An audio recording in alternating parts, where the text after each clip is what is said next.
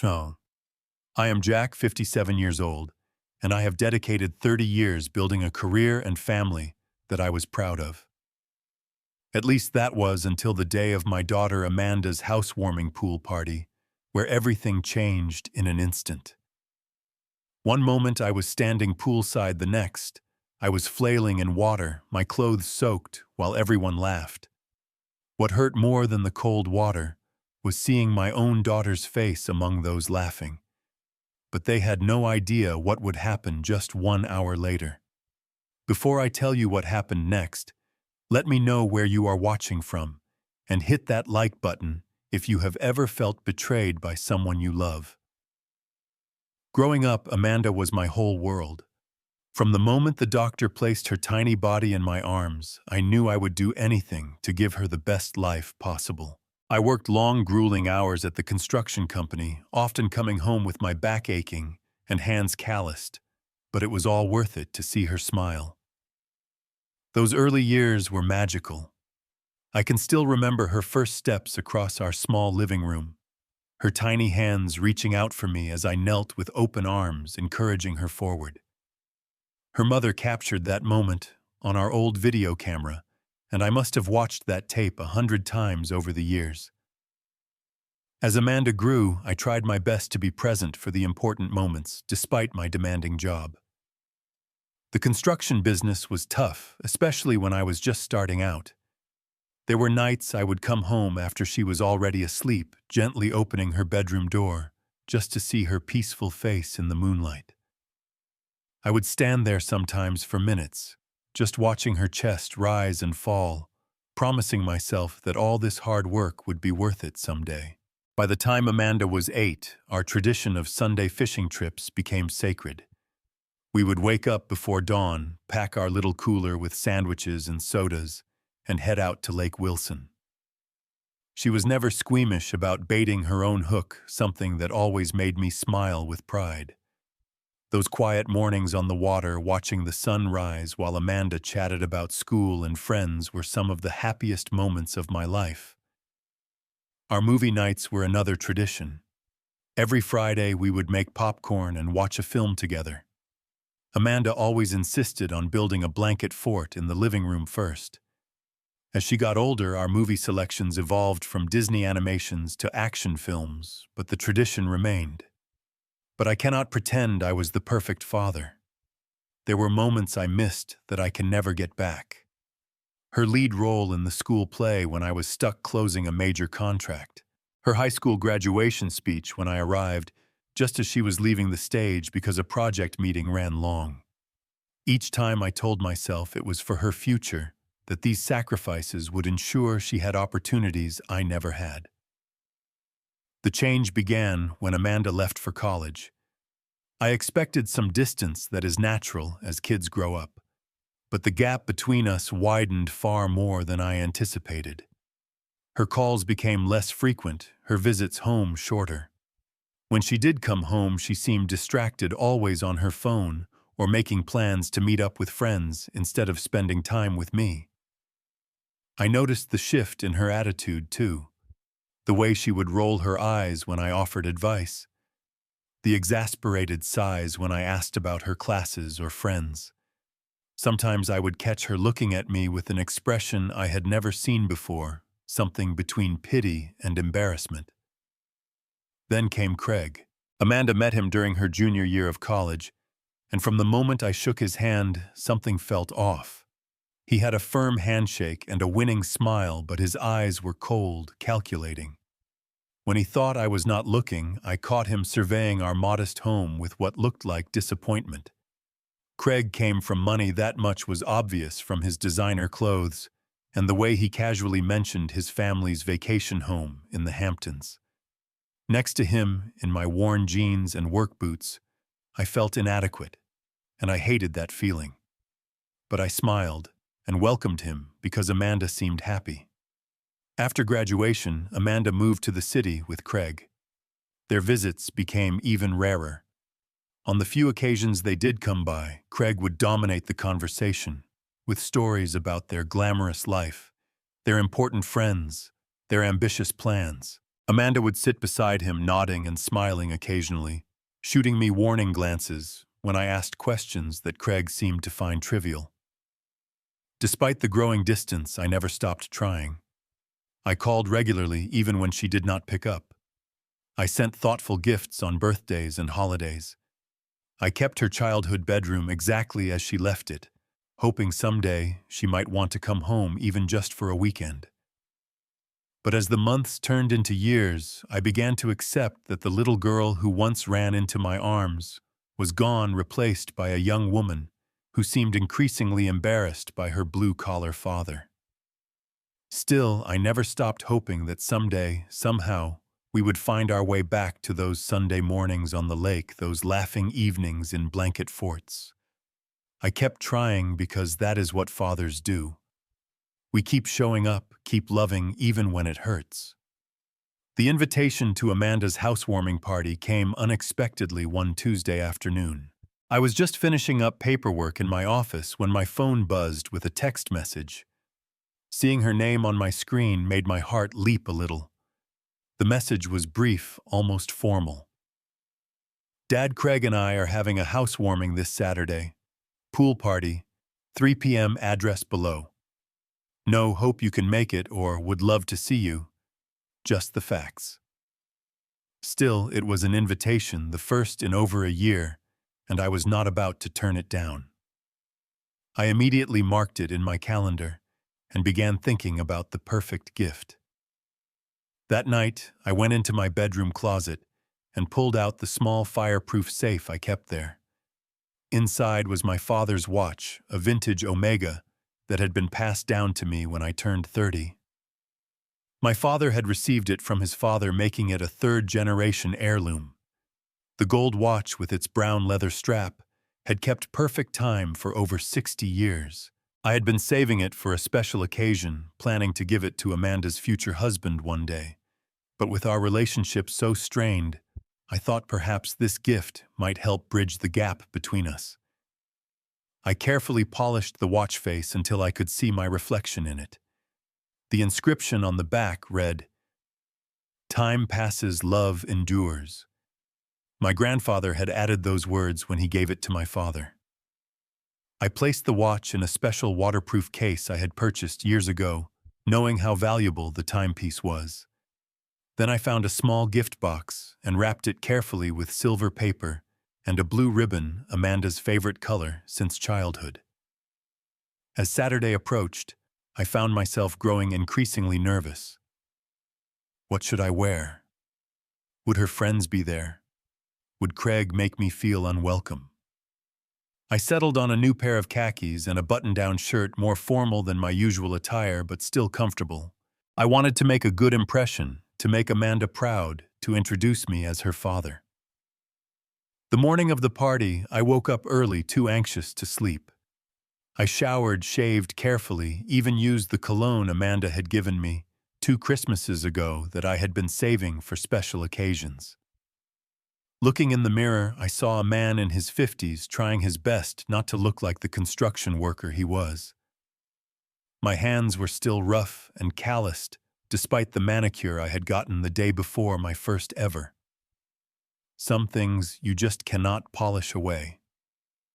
The drive to Amanda and Craig's new house took nearly an hour. They had moved to an upscale suburb, the kind of neighborhood I had only ever worked in, never lived in. As I pulled my 10-year-old truck into their driveway, I felt immediately out of place among the luxury cars parked along the street. Taking a deep breath, I grabbed the wrapped gift box and headed to the front door. The house was impressive, far more so than I had expected. 2 stories of modern architecture, with large windows and a manicured front lawn. Through the side gate, I could already hear music and laughter from the backyard where the pool must be. I rang the doorbell, straightening my shirt one last time. A young woman I did not recognize answered the door. "Oh," she said, looking me up and down with slight confusion. "Are you here for the party?" "Yes," I replied, trying to keep my voice steady. "I am Amanda's father, Jack." "Oh, right," she said, her expression changing to one of recognition, though not necessarily welcome. Everyone's out back by the pool. She led me through the house, a showcase of modern furniture and expensive art that must have cost more than my entire house. The back door opened to a large patio and a sparkling pool surrounded by at least 20 young people, all dressed in swimwear and summer clothes, drinks in hand. I spotted Amanda by the outdoor bar, laughing with a group of friends. She looked so grown up, so sophisticated in her designer sundress, her hair styled perfectly.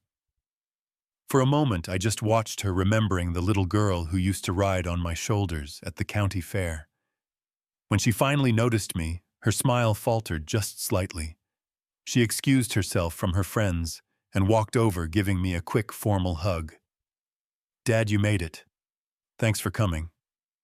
"Would not miss it, sweetheart," I said, trying to ignore the stiffness in her greeting. "Your new house is beautiful." "Thanks," she replied, glancing around as if looking for someone. "Craig picked it out. He has great taste." As if summoned, Craig appeared beside her, placing a possessive arm around her waist. "Jack, good to see you," he said, extending his hand. "Glad you could make it to our little gathering." I noticed he emphasized the word "our," as if reminding me that I was merely a guest in their world.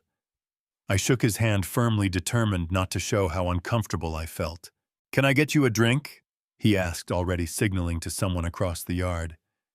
"Beer, though we have some excellent scotch, if you prefer something stronger." "Beer is fine," I said, grateful for something to hold. As Craig went to get the drink, I turned back to Amanda. "I brought you something," I said, holding out the wrapped box. "Oh, you did not have to do that," she said, taking it without much enthusiasm. "We told everyone no gifts." "It is something special," I explained. "Something I have been saving for the right moment." She placed the box on a nearby table. "I will open it later, okay? I should get back to my friends. Make yourself comfortable." And with that she was gone, swallowed up by her circle of laughing, beautiful friends, leaving me standing alone. Craig returned with my beer, handed it to me with a nod, and then followed Amanda back to the group. I stood awkwardly by the edge of the patio, sipping my beer and trying not to look as out of place as I felt. Occasionally I would catch snippets of conversation, mostly about people and places I did not know. Several times I noticed people glancing my way, then turning to whisper to each other. I pretended not to notice, focusing instead on the elaborate backyard and pool, the kind of luxury I had worked my whole life to provide for Amanda, but had never achieved. After about 20 minutes of this, I decided to try to mingle. I approached a group of men about my age, assuming they might be fathers of Amanda's friends, or perhaps Craig's colleagues. As I neared, I heard one of them say something about the contractor before they noticed me and abruptly changed the subject. "Hello?" I said, extending my hand. "I am Jack, Amanda's father." They introduced themselves politely, but the conversation remained stilted and uncomfortable.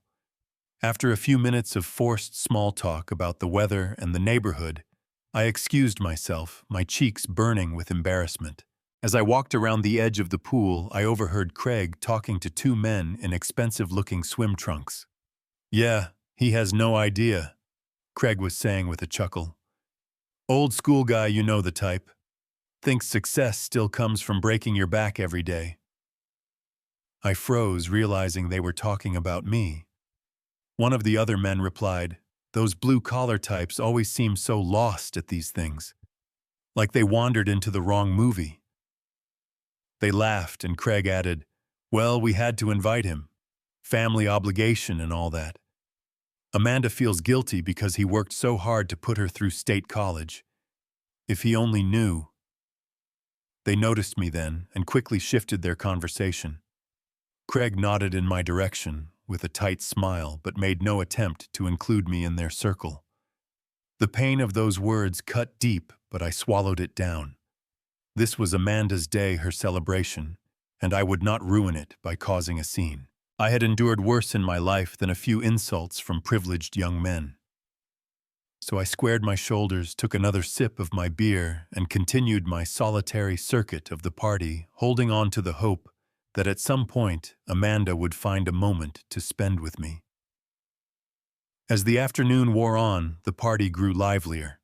More guests arrived, music played louder, and the alcohol flowed freely. I remained on the periphery, nursing the same beer, watching as Amanda moved effortlessly through the crowd, the perfect hostess. Every so often our eyes would meet across the yard, and she would give me a quick smile or wave, but she never made her way back to my side. After nearly 2 hours of this isolation, I decided it was time to try again with the gift. I had brought it for a reason, and perhaps when she saw what was inside, she would understand what it meant to me to be included in this milestone of her life. I picked up the silver-wrapped box from where she had left it untouched and made my way toward her. She was standing near the pool with Craig and several friends, laughing at something someone had said. Her cheeks were flushed from the sun and probably the champagne I had seen her sipping throughout the afternoon. She looked so carefree, so happy, a version of her I had not seen in years. "Amanda," I said, approaching the group, "do you have a minute?" Her smile dimmed slightly, but she nodded and stepped away from her friends. "What is it, Dad?" I held out the box again. "I would really like you to open this now. It is important to me." She glanced back at her friends who were watching us curiously, then took the box with a sigh. "Okay, if it is that important to you." As she began to unwrap it, Craig sidled up beside her. "What have we got here? A special gift from Daddy." His tone made the words sound mocking, but I ignored him, focusing instead on Amanda's face as she opened the box to reveal the waterproof case. "What is this?" she asked, turning the case in her hands. "Open it," I urged, excitement building in me despite the tension. "It is your grandfather's watch. It has been in our family for 3 generations." Before she could open the case, Craig plucked it from her hands. "A watch? Is it a Rolex?" He examined the case with exaggerated interest. "It is an Omega," I explained, trying to keep my voice steady. "My father gave it to me when I turned 30, and his father gave it to him. I have been saving it for a special occasion." Craig handed the case back to Amanda with a smirk. "Vintage, how quaint." Amanda opened the case and looked at the watch without much interest. "Thanks, Dad, but I do not really wear watches. I use my phone." "It is not just a watch," I tried to explain, feeling the moment slipping away from me. "It is a piece of our history, our family legacy. The inscription on the back says, 'Dad.'" She interrupted, closing the case and handing it back to me. "It is very nice, but I do not need an old watch. If you want to give me something useful, maybe help with the mortgage payments on this place." She laughed as she said it, but there was an edge to her voice. Craig laughed too louder than necessary. "Yeah, Jack, this place did not come cheap. But I guess you would not know about real estate in this neighborhood, would you?" I felt my face grow hot, both from embarrassment and a rising anger I was struggling to contain. "I thought you might appreciate something meaningful, Amanda. Something that cannot be bought with money." "Oh, Dad, do not be so sensitive," she said, rolling her eyes. "It is just a watch. And honestly, you are being kind of a downer right now. This is supposed to be a party." "Yeah, Jack," Craig chimed in, placing his arm around Amanda's shoulders. "You seem a little tense. Maybe you need to cool off." The group of friends who had been watching our interaction laughed at his comment. I saw Amanda glance at them, then back at me, and something shifted in her expression.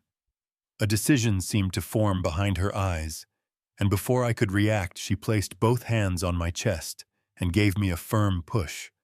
I stumbled backward, arms flailing, as I lost my balance at the edge of the pool. For a moment, time seemed to slow down. I saw Amanda's face, a strange mix of mischief and something else, maybe regret. I heard Craig's bark of laughter. I felt the watch case still clutched in my hand. Then gravity took over and I plunged backward into the cold water. The shock of it stole my breath. Fully clothed shoes and all, I sank beneath the surface before frantically kicking my way back up, sputtering and gasping. My khakis and button-down shirt clung to me heavily as I treaded water, trying to orient myself. Above the sound of splashing, I heard laughter, lots of it. As I wiped water from my eyes, I saw a ring of faces around the pool, all laughing at the spectacle I had become. Several people held up phones recording my humiliation. And there at the edge stood Amanda, one hand covering her mouth, but her eyes crinkling with unmistakable amusement. "Cool off, Dad," she called out, causing another wave of laughter to ripple through the crowd. In that moment, something inside me broke. Not just my dignity or my pride, but something deeper, a fundamental trust that had survived years of growing distance and casual disrespect. This was different. This was deliberate humiliation at the hands of my own child. I swam to the pool ladder and pulled myself out, water streaming from my clothes and forming puddles at my feet. No one offered a towel or a hand. Craig was doubled over with laughter, slapping his knee as if this was the funniest thing he had ever seen. "Good sport, Jack," he managed between laughs.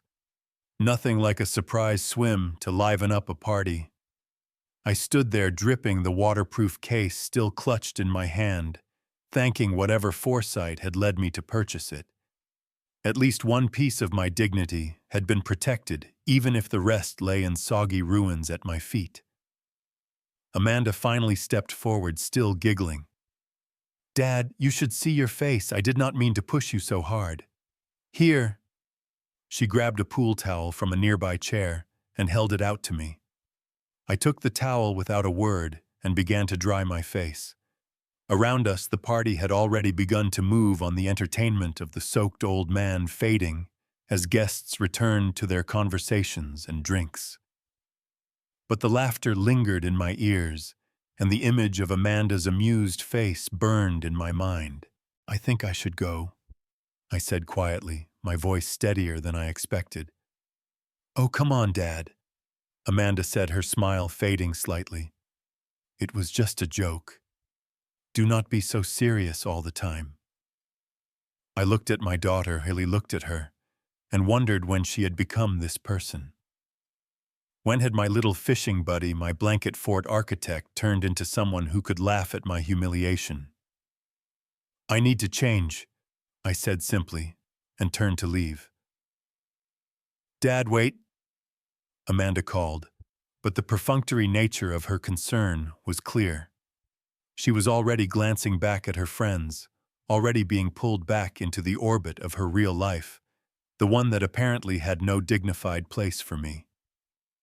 I walked through the house, leaving wet footprints on their expensive floors, past curious and amused glances from guests who had witnessed my dunking. No one stopped me. No one expressed concern. I was just the punchline to a joke already fading into the background of their perfect afternoon. As I reached my truck, I realized I was still clutching the watch case in my hand. I opened it with trembling fingers, relieved to find the timepiece dry and undamaged. At least one thing had been preserved today. I placed it carefully in my glove compartment, started the engine, and drove away from my daughter's new life, water still dripping from my clothes, and something much heavier dripping from my heart. The drive home was a blur of emotion and dripping water. Each mile that passed between me and that house full of laughter felt like both an escape and a loss. The air conditioning chilled my wet clothes, making me shiver, but it was nothing compared to the cold realization settling in my chest. My own daughter had pushed me into a pool for the entertainment of her friends and her arrogant boyfriend. She had mocked the gift I had carefully preserved for years, waiting for the right moment to pass it on. She had looked at me not with love or even respect, but with something dangerously close to contempt. Water dripped from my sleeves onto the steering wheel. The squish of my waterlogged shoes against the pedals made a rhythmic accompaniment to my thoughts. I glanced in the rearview mirror and saw a pathetic figure hair plastered to my forehead shirt, clinging to my chest, eyes red from chlorine, or perhaps unshed tears. When I finally pulled into my driveway, I sat in the truck for several long minutes, unable to summon the energy to move. The afternoon sun was starting its descent, casting long shadows across my modest front yard. The house I had worked so hard to pay off, the home where I had raised Amanda, suddenly looked small and empty, a shrine to a family that no longer existed.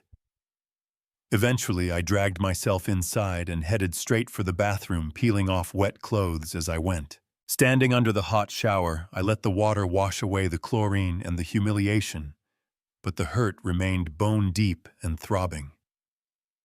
After changing into dry clothes, I remembered the watch. I retrieved it from the truck and brought it to my kitchen table. The waterproof case had done its job perfectly. The timepiece inside was untouched by the pool water. I opened the case and lifted out the Omega, turning it over to read the inscription once more. Time passes, love endures. But does it? I wondered. Does love truly endure when it is only flowing in one direction? For years I had made excuses for Amanda's growing distance, her casual disregard, her embarrassment at my blue-collar life. I had told myself it was normal for children to pull away as they established their own identities. I had convinced myself that my love for her was enough to bridge whatever gaps formed between us. Today had shown me the painful truth. My love alone was not enough, not when it was met with such careless cruelty. Not when I had become someone to mock rather than respect. I placed the watch back in its case and closed it with a decisive click. Something shifted inside me in that moment, a change as profound as it was sudden. I would no longer allow myself to be treated this way, not even by my own daughter. I had spent my life working hard, treating others with respect, doing what I believed was right. I deserved better than to be the butt of a poolside joke. I reached for my phone, hesitated, then dialed a number I rarely used. After 3 rings, a familiar voice answered. "Richard Davis speaking." "Rich, it is, Jack Thompson," I said, my voice stronger than it had been all day. "Jack, it has been a while. What can I do for you?"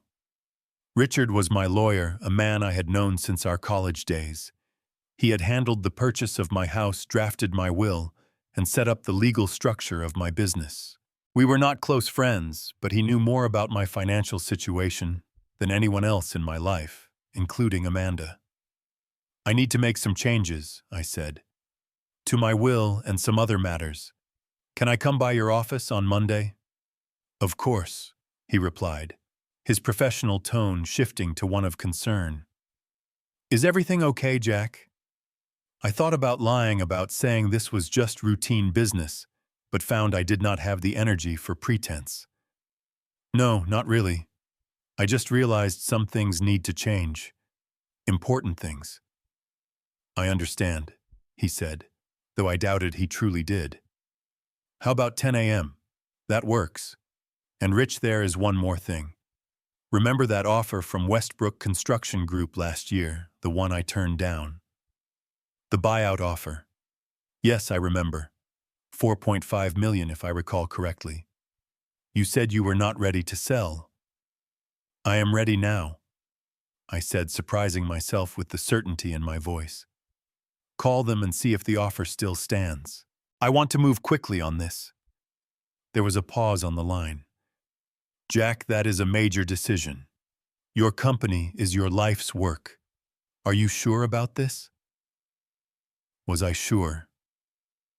The construction company I had built from the ground up over 30 years, the business that had put food on our table and sent Amanda to college, the work that had calloused my hands and bent my back. Was I ready to let it go? I thought of Amanda's dismissive comment about helping with her mortgage payments, of Craig's mockery of my old-school work ethic. Neither of them had any idea that the blue-collar guy they dismissed had built a company worth millions.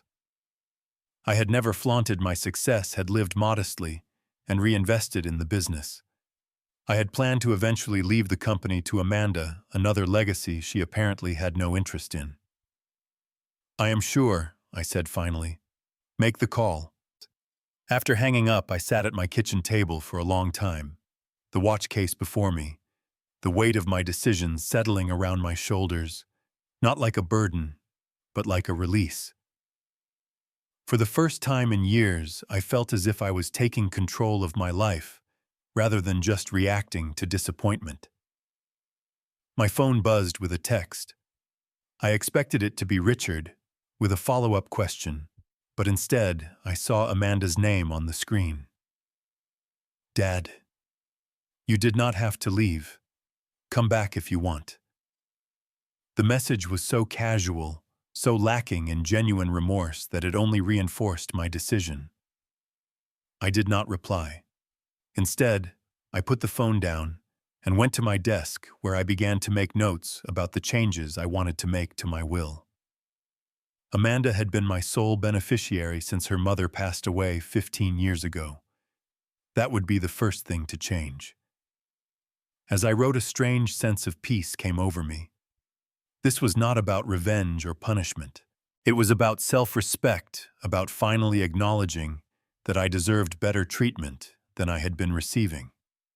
It was about setting boundaries that should have been established long ago. I worked methodically through the evening, making lists, reviewing finances, planning for a future very different from the one I had envisioned.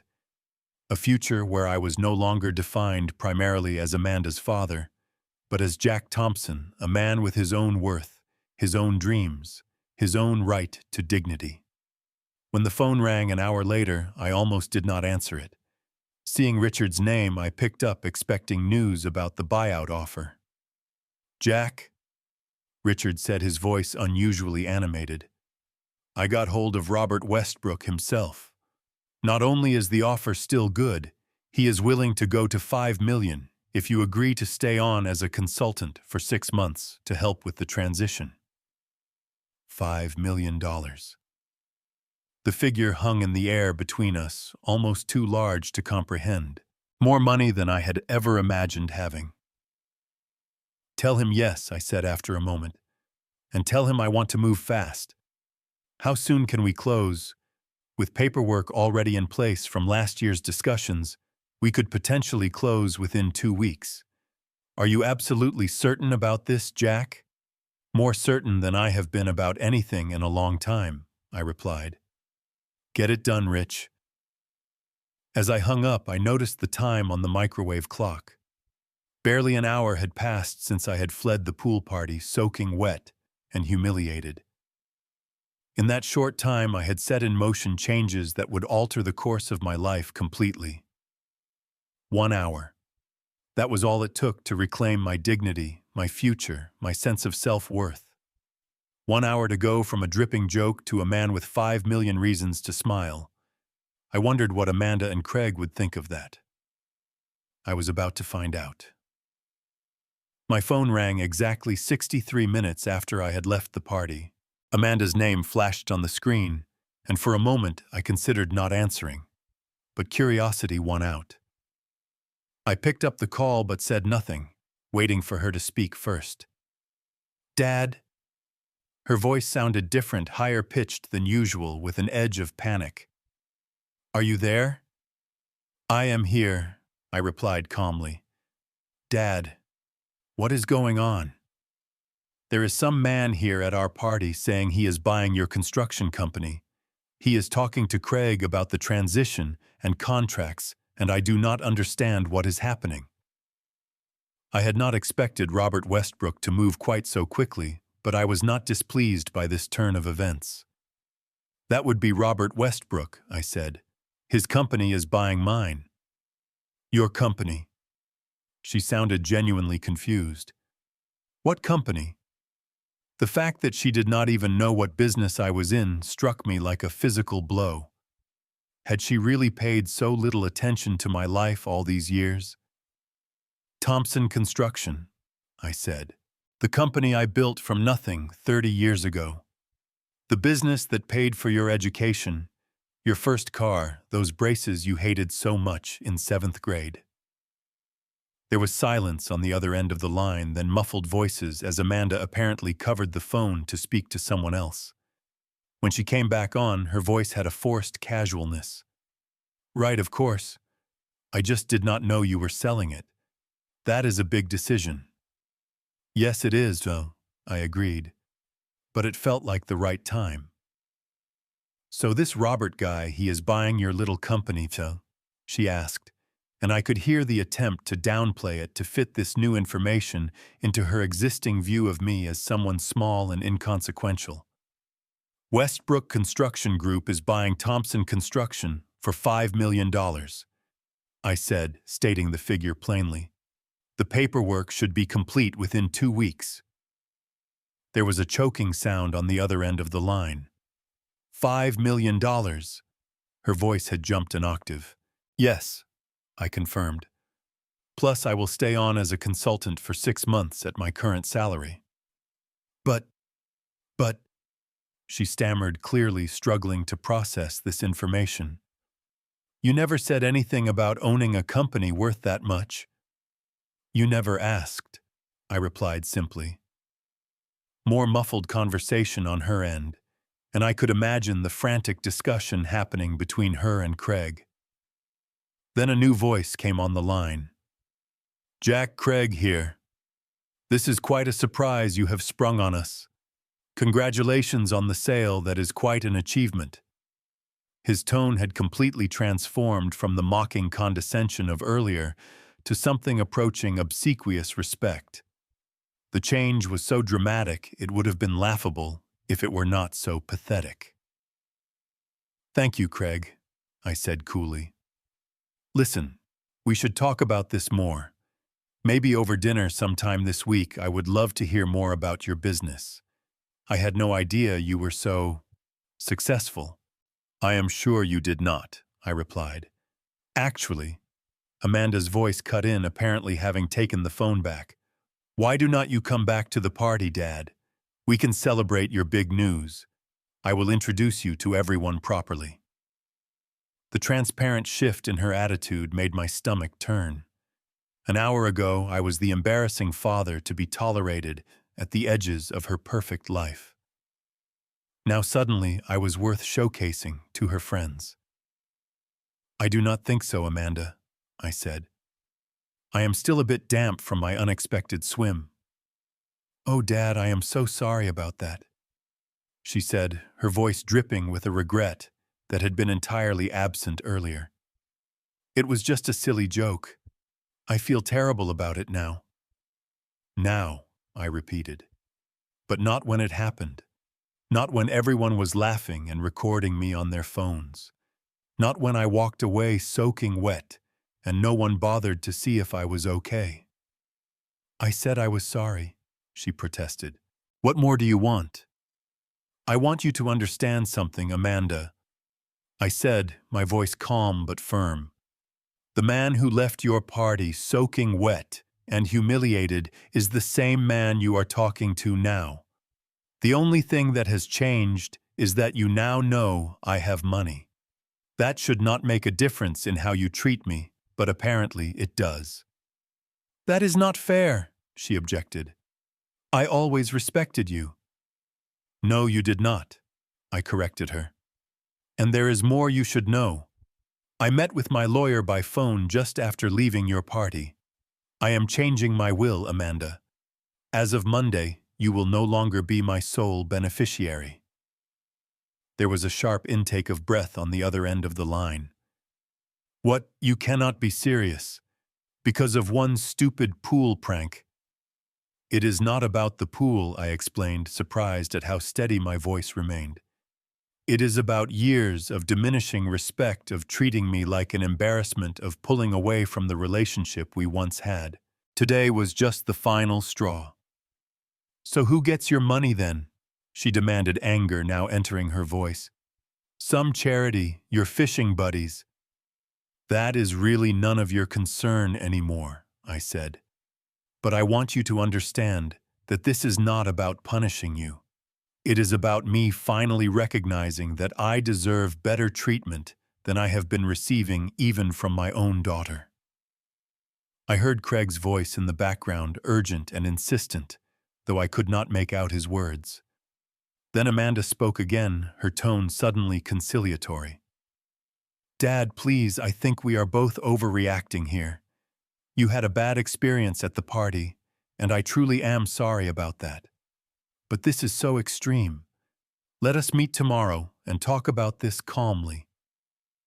"I am perfectly calm, Amanda," I assured her.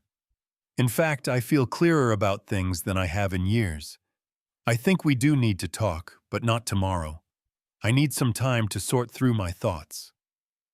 "But the will," she pressed. "You are not really going through with that, are you?"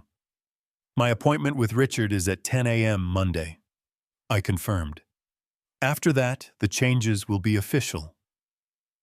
There was a long pause, then I heard a muffled sound that might have been a sob. When Amanda spoke again, her voice was thick. "I cannot believe you would do this to me. After everything." "After everything," I repeated softly. "Yes, that is exactly why I am doing this. Goodbye, Amanda." I ended the call and set the phone down on the table. It immediately began to ring again, but I did not pick up. Instead, I went to my refrigerator, took out a beer, and walked to my back porch. Sitting in the gathering dusk, I took a long sip and felt for the first time in longer than I could remember completely at peace with myself. The phone kept ringing inside, but out here, the only sounds were the evening birds and the distant hum of neighborhood life. Regular people living regular lives, finding joy in simple things. I had forgotten how to do that too, caught up in trying to maintain a relationship that had become one-sided and unhealthy. As I watched the sunset paint the sky in shades of orange and pink, I realized I was entering a new chapter of my life. One where I would no longer measure my worth by my daughter's approval. One where I would find my own happiness on my own terms.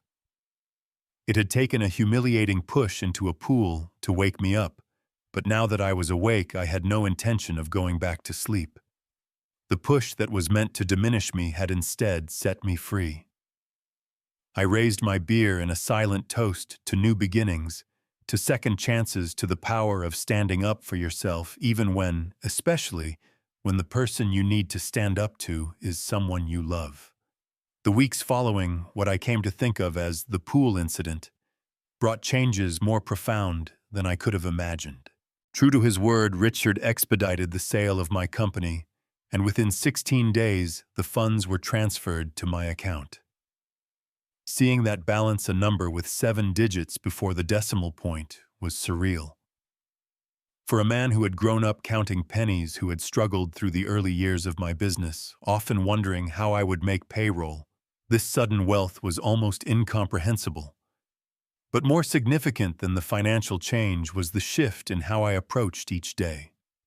No longer bound to job sites and client meetings, I found myself with time, the one luxury I had never been able to afford throughout my working life. At first, this abundance of hours was disorienting. For decades, my identity had been tied to my work, my purpose defined by providing for my family. Now that family had shrunk to just me, and the providing had been replaced by a single massive transaction, I began to explore interests long deferred. I dusted off the guitar I had not touched since college and found a local teacher willing to take on a student with calloused fingers and rusty skills. I signed up for a photography class at the community center, something I had always wanted to try. I volunteered at a vocational program teaching construction basics to at-risk youth, finding unexpected satisfaction in passing on the knowledge I had accumulated over my career. To my surprise, I discovered I was not just Jack the construction company owner, or Jack the provider, or even Jack the father. I was a man with curiosities, talents, and interests that had nothing to do with my previous roles.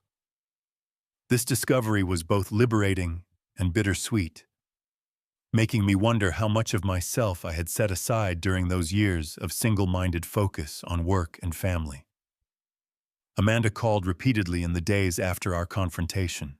At first, I let the calls go to voicemail, needing time to sort through my own feelings before engaging with hers.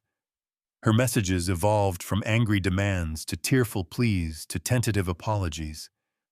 I listened to each one, hearing the progression of emotions, waiting for the moment when her words would ring true rather than calculated. That moment came 10 days after the pool party. It was a Tuesday evening, and I had just returned from my guitar lesson, fingers pleasantly sore from an hour of practice. The voicemail notification blinked on my phone, and I pressed play, expecting another variation on the themes Amanda had been cycling through. Instead, I heard something different in her voice, a quality I had not heard since she was much younger, a vulnerability that cut through my defenses. "Dad," she began, her voice quiet and unsteady. "I do not know if you are listening to these messages or just deleting them. I would not blame you if you were. But I need to tell you something, and I hope you will hear me out." She paused, and I could hear her taking a deep breath. "I broke up with Craig yesterday. After everything that happened, after what you said, I started really looking at him, at us, at the person I was becoming around him. And I did not like what I saw. He was so angry about the money, Dad. Not about how we had treated you, but about the money we would be losing. It was like a mask slipped, and I finally saw him clearly." Another pause, longer this time. "But the worst part is, I saw myself clearly too. The way I had been treating you, not just at the party, but for years. I do not know when I started seeing you as someone to be embarrassed by rather than proud of. I do not know when I forgot all the bedtime stories and fishing trips and science fair projects you helped with. I do not know when I became someone who could push her own father into a pool for a laugh." Her voice broke then, and I heard muffled sobbing. When she continued, her words were thick with tears. "I am so sorry, Dad. Not because of the will or the money, but because I hurt you. Because I betrayed everything you taught me about treating people with dignity and respect. I do not expect you to forgive me right away, or maybe ever. But I needed you to know that I see it now. I see what I did, who I became, and I am ashamed." The message ended there, and I sat in my living room, guitar still across my lap, as her words sank in. It was the first apology that had not mentioned the will or the money, the first that seemed to come from genuine remorse rather than calculation. It was perhaps a beginning. The next day I was tending to my small vegetable garden, something else I had never had time for before, when a car pulled into my driveway. I straightened up, shading my eyes against the morning sun, and saw Amanda getting out. She looked different, younger somehow, in jeans and a simple t-shirt, her hair pulled back in a ponytail rather than styled to perfection. She approached hesitantly, stopping at the edge of the garden. "Hi, Dad," she said softly. "Amanda." I acknowledged, setting down my trowel and wiping my hands on my pants. "I got your message." She nodded, glancing down at her feet. "I meant every word." We stood in silence for a moment, the weight of years of growing distance and recent hurt hovering between us. "Would you like to come inside?" I finally offered. "I can make coffee." "I would like that," she said, looking up with cautious hope in her eyes. Seated at my kitchen table, mugs of coffee before us, we began the difficult work of honest conversation. She told me about her relationship with Craig, how his superficial charm had gradually given way to reveal a materialism and social climbing that had infected her own values. She admitted that she had been embarrassed by my blue-collar background, something she was now deeply ashamed of. "He always made these little comments," she explained, "about your truck, your clothes, the way you talk. At first I defended you, but then I do not know I started seeing you through his eyes. It was easier than admitting I was with someone so shallow. I listened without interrupting, giving her the space to unburden herself. When she finished, I took a long sip of coffee, considering my response. I am not without fault here, Amanda, I finally said. I was so focused on providing financially that I missed important moments in your life. I told myself it was all for you, but part of it was for me too, proving I could build something significant. And I never told you about the company's success, because I wanted you to value hard work and simplicity. But maybe I went too far with that lesson. She shook her head vehemently. Do not make excuses for me. What I did, how I treated you, that is on me, not you. Maybe, I conceded. But relationships go both ways. I could have been more open, more present in the ways that mattered to you. We talked for hours, peeling back layers of misunderstanding and hurt, finding our way back to something resembling honest communication. It was just a start, we both knew that, but it was more than I had dared to hope for a week ago. As afternoon turned to evening, Amanda asked the question that had clearly been on her mind. So, about the will, I already made the changes, I told her directly. Half of my estate will go to a scholarship fund for students pursuing careers in construction trades. The other half is in a trust. You can access a portion of it annually, but the full amount will only be released if certain conditions are met. What conditions? She asked, and I was relieved to hear curiosity rather than indignation in her voice. Demonstrating financial responsibility, community service, and most importantly, regular family dinners with your old man, I said with a small smile. Richard thought I was crazy to put that last one in a legal document, but he made it work. To my surprise, Amanda laughed, a genuine sound I had not heard from her in too long. That sounds fair, she said. More than fair, actually. As she prepared to leave, she hesitated at the door. Could we maybe do one of those family dinners this Sunday? I could cook for you this time. I would like that, I told her. She hugged me then, a real embrace rather than the perfunctory gesture she had offered at the party. As I closed the door behind her, I felt a cautious optimism take root. The relationship was not healed, not yet, but for the first time in years, it felt like we were moving toward each other rather than drifting apart. That Sunday dinner became a weekly tradition. Sometimes we cooked together at my house, sometimes at her new apartment, a modest place she had found after breaking up with Craig and moving out of the expensive house. We talked about everything and nothing, rebuilding our connection one conversation at a time. 6 months passed in this new reality. The leaves turned and fell, the air grew crisp, and my relationship with Amanda deepened in ways I had almost given up hoping for. Each Sunday dinner brought us closer, each honest conversation healed another small fracture in our bond. On a bright October morning, I suggested a drive to Lake Wilson, our old fishing spot. Amanda agreed enthusiastically, and we packed a picnic lunch just as we had done when she was a child. The lake was beautiful in autumn, the surrounding trees a riot of red and gold reflected in the still water. We did not fish that day, but sat on the dock legs dangling over the edge talking about the past and cautiously exploring possibilities for the future.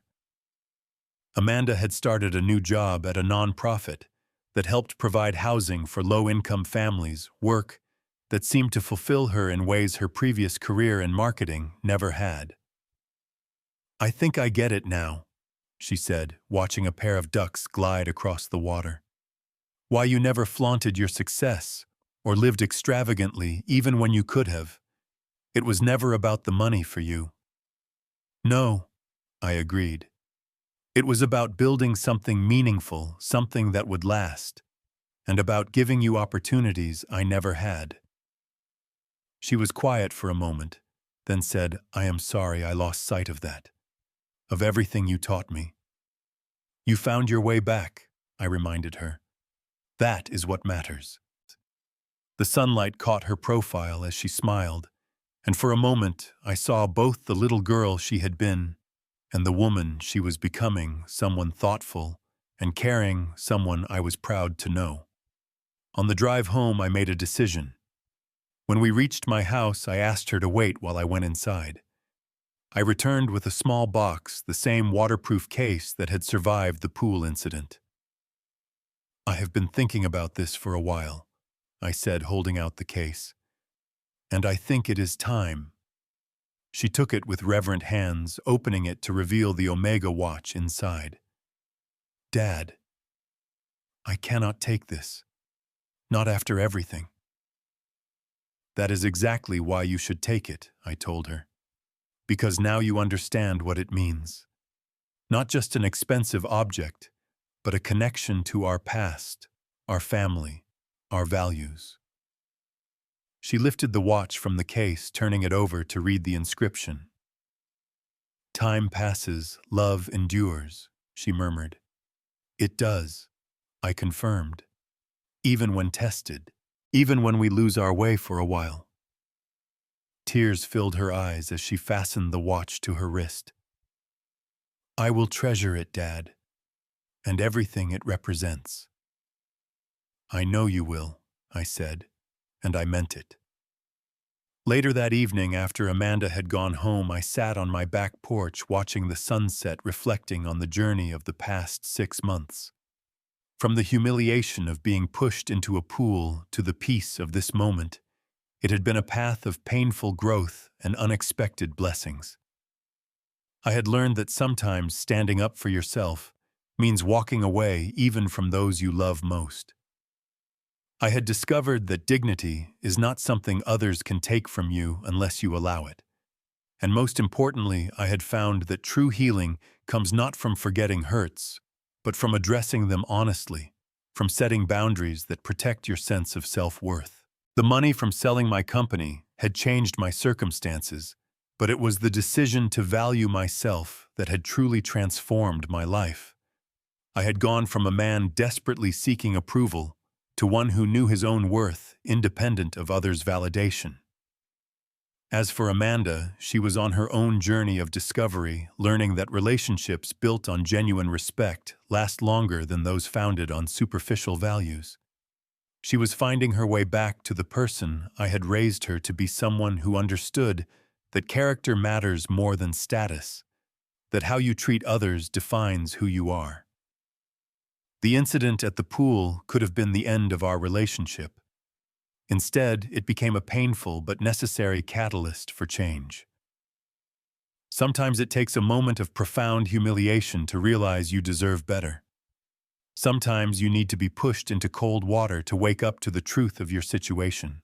And sometimes the laughter that follows such a fall can turn to regret within an hour, when the true consequences of treating someone with disrespect become clear. But if you are lucky, if you are willing to do the hard work of honest conversation and genuine change, that regret can eventually transform into redemption. Have you ever had to stand up for yourself with someone you love? Sometimes that is the only way to save a relationship worth keeping. If this story resonated with you, please give it a like and subscribe to hear more real-life lessons. Share it with someone who might need to remember their own worth today. And leave a comment below about a time when setting boundaries actually strengthened one of your relationships.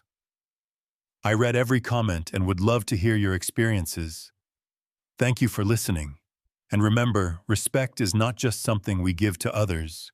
It is something we must insist upon for ourselves.